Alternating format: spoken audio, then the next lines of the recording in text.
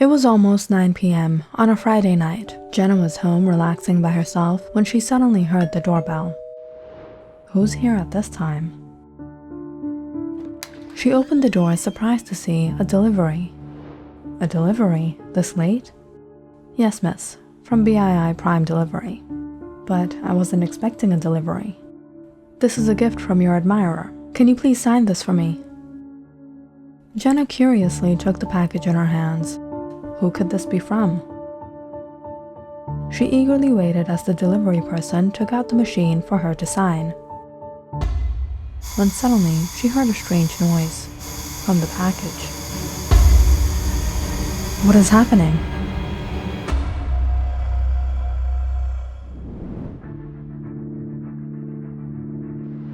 Good afternoon, ladies and gentlemen. I'm your host, Kathleen Robinson, standing outside the BIIPD precinct, where authorities have held a conference about the ongoing serial killings that have taken place in this neighborhood.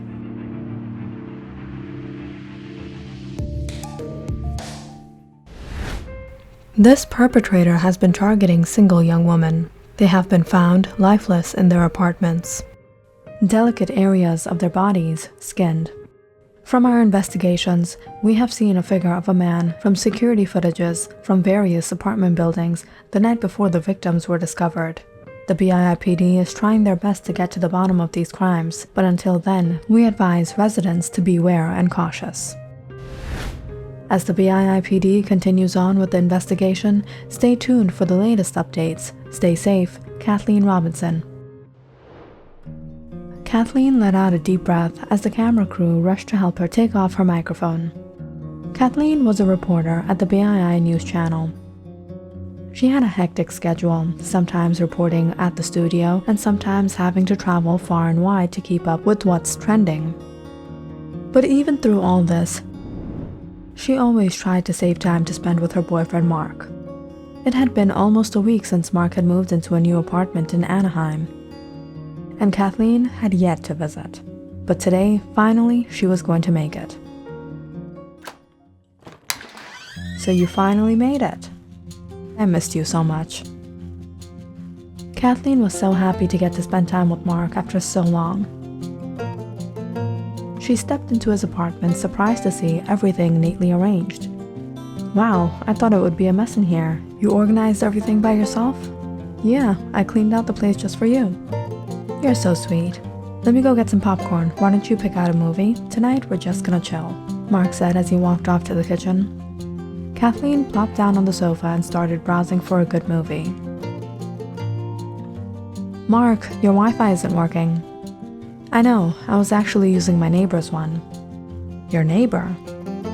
Kathleen looked up Mark's Wi-Fi network, Vanessa 542. So you're using Vanessa's Wi-Fi. How did you know she has Wi-Fi? You've only been here for like 4 days.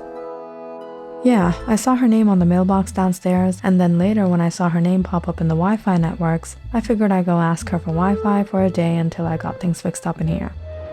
Oh darn, I totally forgot. I was supposed to return her toolbox. Mark hurried off to the closet and took out the toolbox. Who borrows a toolbox from a woman? She invited me in that day. She's some kind of scientist. Her apartment was full of gadgets, pretty tech-savvy. We got talking and I told her I was setting things up in my apartment and she offered me help, so I borrowed her toolbox. I'll be right back. Let me just drop it off. No. Kathleen walked up to him and grabbed the toolbox from his hands. I'll go and drop it off, and while I'm at it, I think I'll also let her know that you're taken. Seriously, Kathleen? She knows already. Kathleen went next door and knocked on the door, impatiently waiting to see who this toolbox Wi-Fi scientist was. Oh, my toolbox.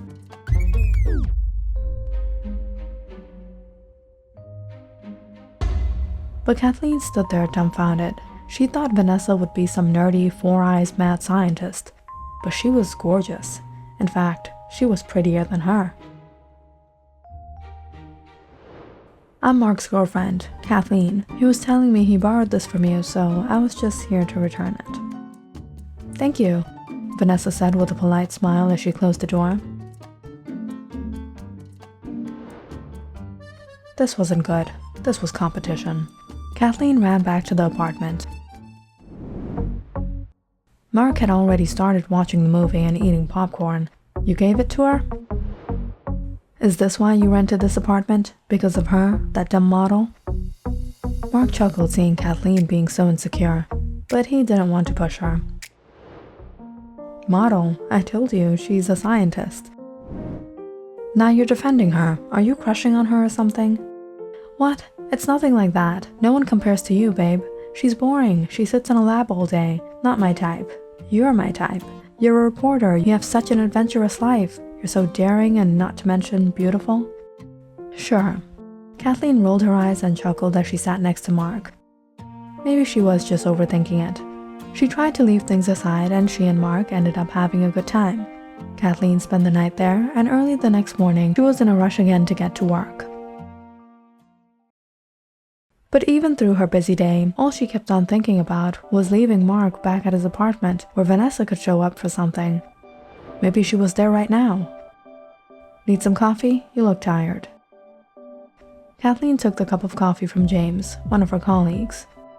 Yeah, I could use a heavy dose of caffeine right now. Thanks. This job has taken up all my time. I don't have time for anything anymore. And on the other hand, my boyfriend is chatting with the scientist girl that lives next door to him, and the next thing you know, I'm gonna find out she's trying to steal him. Scientist? Isn't she supposed to be nerdy or something?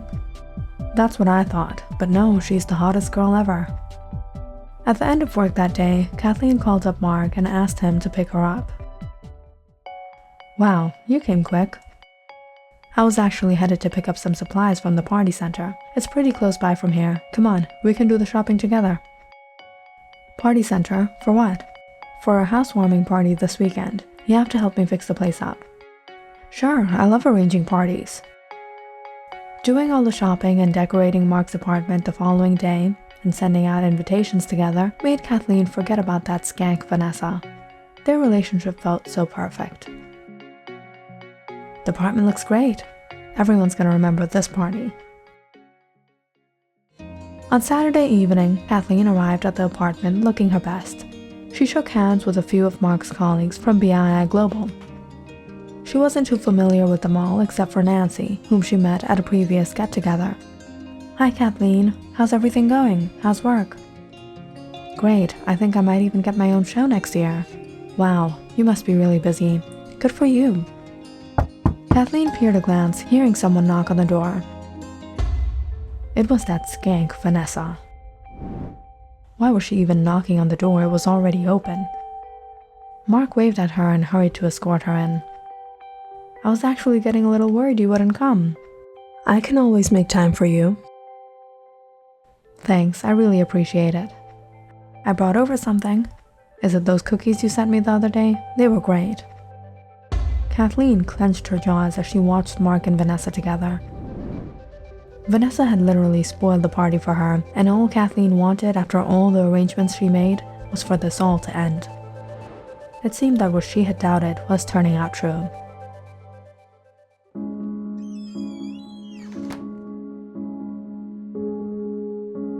I'm exhausted. That was one party, and now we have to clean up this whole mess.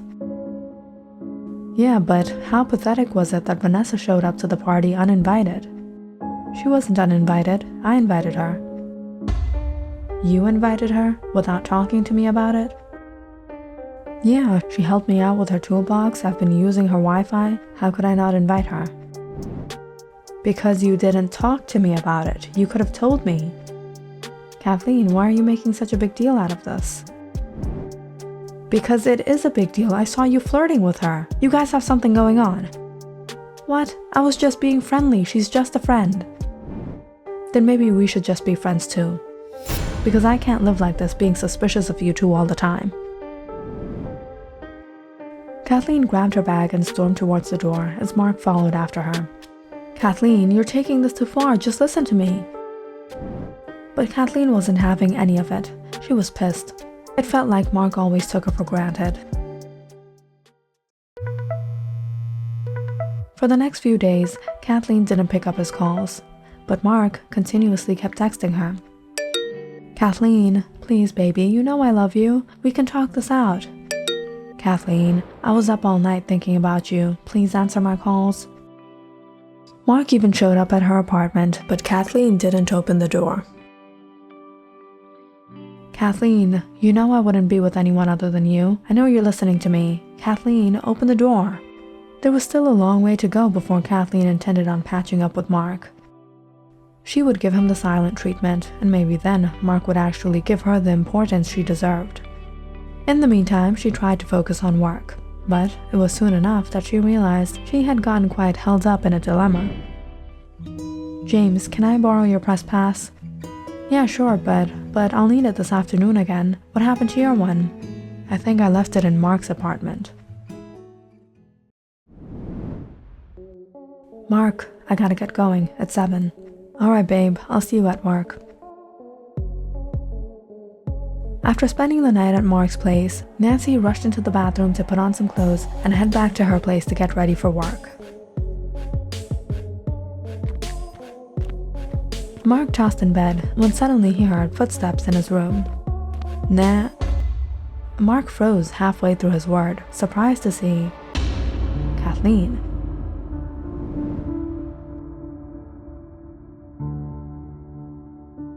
You? Here? Kathleen searched through the drawers and tables. Are you glad or surprised to see me? No, Mark blabbered, gathering his composure. You came at the perfect time. We have all day.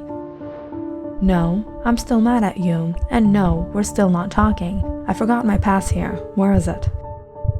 Mark's heart raced as Kathleen went around the apartment and into the bathroom. Maybe I left it in here when I was changing.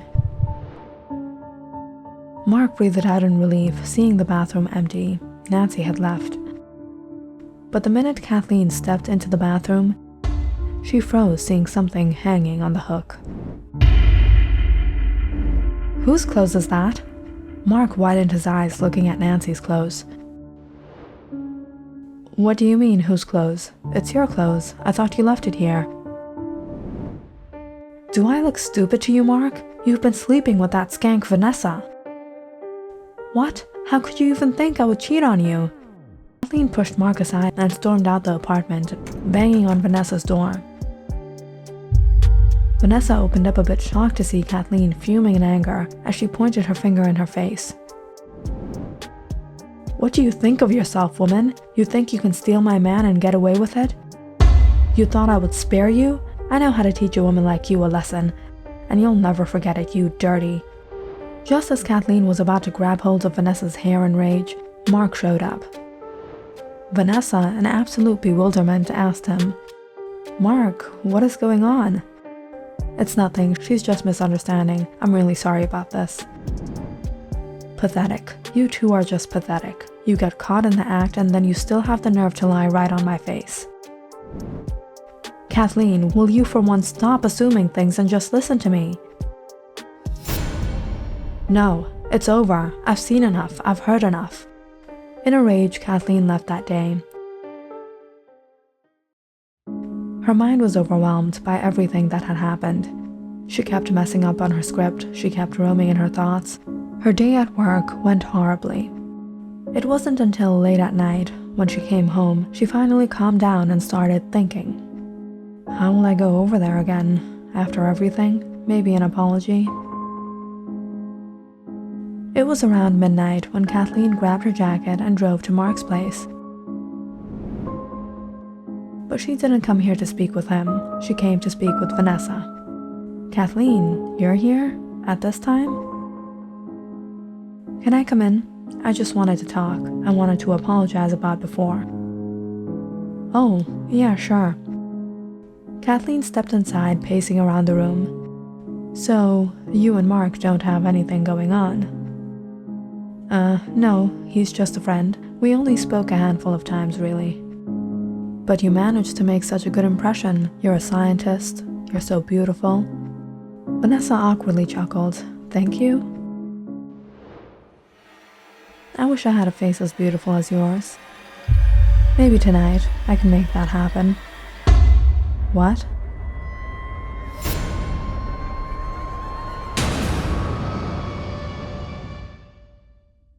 This morning, another young woman has been found in a similar condition. The BIIPD have gathered again to make a big declaration on the case. The body that was discovered last night was that of a biochemist from BII Labs, Ms. Vanessa Kruger. She was found in a similar condition to that of the previous woman. However, it was during the investigation that we made a surprising discovery. The perpetrator, whom we thought to be a male, was no male, but a female. Vanessa Kruger herself. Our forensic team have found a secret laboratory set up inside her apartment where she stored the skins of the previous young woman as samples. Vanessa Kruger had been researching a cure to vitiligo, a disease she suffered from herself. Research papers and various experimental records have been found in which she compared the other skin samples to her own skin samples. A second look into the case, we found something we overlooked. All these young women had at one point visited the BII labs, and from what it seemed, Kruger had somehow gotten their information from the lab's database, choosing the people she could overpower, such as single young women. She then cleverly disguised herself and intruded into their homes, sedated them, after which she took their lives. However, with the death of Vanessa Kruger has raised another question. If she was found in the same condition as the others, and she herself was the perpetrator, then who did this to Vanessa Kruger? Kathleen froze as she listened to the words of the police officer. What have I done? I skinned the skinner.